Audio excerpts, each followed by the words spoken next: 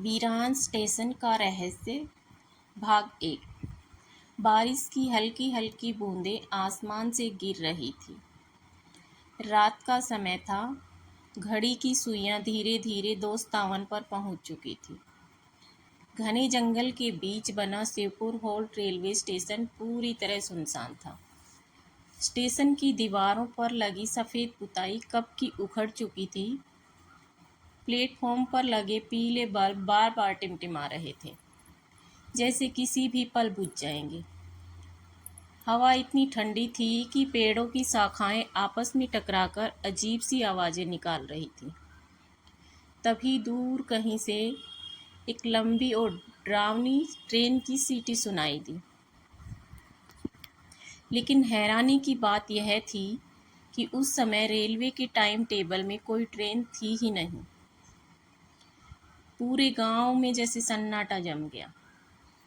कालीघाट गांव के लोग इस आवाज़ को सुनते ही अपने घरों के दरवाजे बंद कर लेते थे। बच्चों को बिस्तर के नीचे छुपा दिया जाता था और बुजुर्ग भगवान का नाम जपने लगते, क्योंकि गांव में एक बात पीढ़ियों से कही जाती थी, जो भी रात ठीक 3 बजे उस ट्रेन को देखने जाता है वह कभी पहले जैसा लौट कर नहीं आता। उसी गांव में कई सालों बाद लौटा था आरव, दिल्ली का एक युवा पत्रकार। उसकी पहचान थी हर रहस्य का सच दुनिया के सामने लाना। भूत प्रेत आत्मा शाप, इन सब बातों पर वह हंसता था। उसकी दादी पिछले कई दिनों से बीमार थी, इसलिए वह छुट्टी लेकर गांव आया था।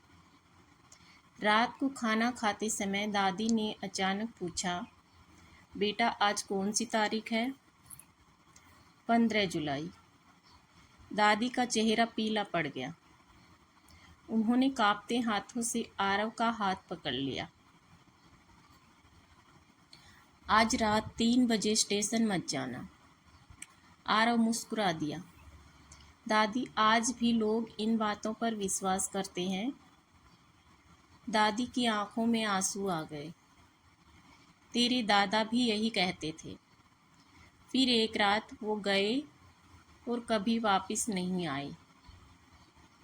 कमरे में अचानक खामोशी छा गई।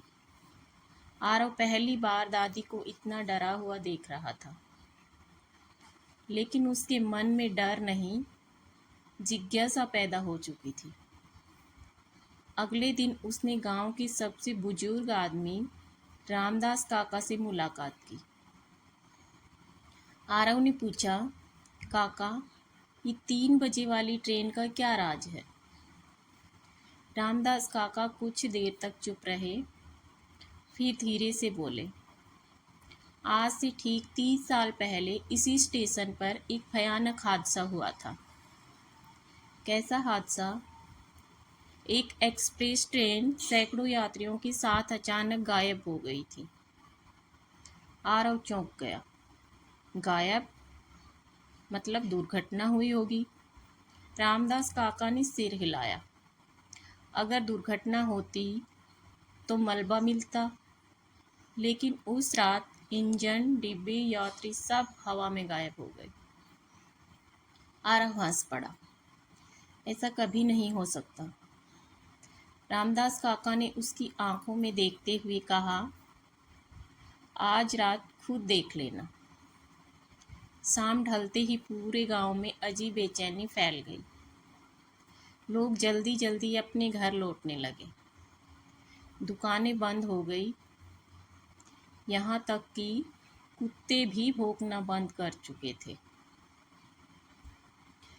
रात के 2:30 बजे आरव ने अपना कैमरा, टॉर्च और मोबाइल उठाया।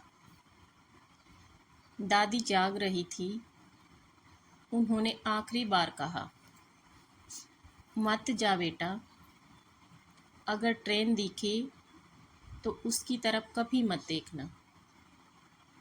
आरव बिना कुछ बोले घर से निकल गया। जंगल के रास्ते से होते हुए वह शिवपुर हॉल्ट स्टेशन पहुंच गया। स्टेशन बिल्कुल खाली था। सिर्फ एक पुरानी लोहे की बेंच, एक टूटी हुई घड़ी और हवा की सीटी जैसी आवाज़। घड़ी ने 2:59 बजाए। अचानक स्टेशन की सारी लाइटें अपने आप जलने लगी। जो लाइटें वर्षों से खराब पड़ी थी वो भी चमक उठी।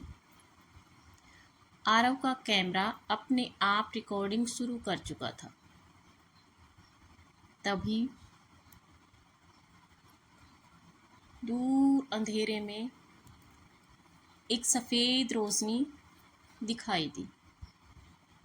रेल की पटरियां जोर जोर से कांपने लगी। हवा बर्फ जैसी ठंडी हो गई और फिर इतनी भयानक सीटी गूंजी कि आरव के हाथ कांपने लगे।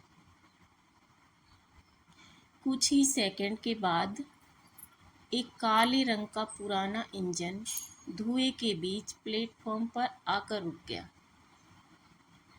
उस ट्रेन पर कोई नंबर नहीं लिखा था। सभी खिड़कियां बंद थीं।